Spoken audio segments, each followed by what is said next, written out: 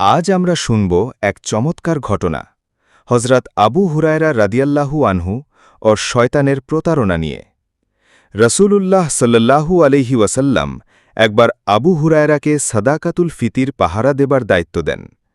রাতের বেলা হঠাৎ এক লোক আসে খাদ্য চুরি করতে যায়।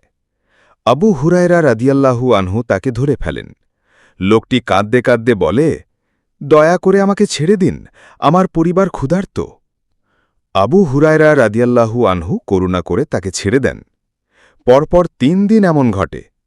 তৃতীয় দিন লোকটি বলল, আমি তোমাকে এমন একটি কথা শেখাব যা পড়লে শয়তান তোমার কাছে আসতে পারবে না।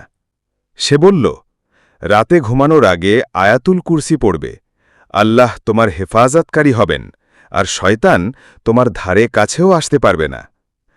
পরের দিন হজরত আবু হুরায়রা রাদিয়াল্লাহু আনহু ঘটনাটি রসূল সাল্লাল্লাহু আলাইহি ওয়াসাল্লামকে বললেন।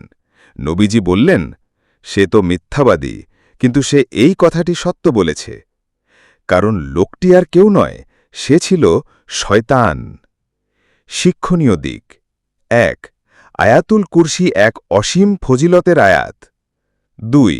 শয়তান কৌশল করে ধোঁকা দিতে পারে, তাই সাবধান থাকা জরুরি।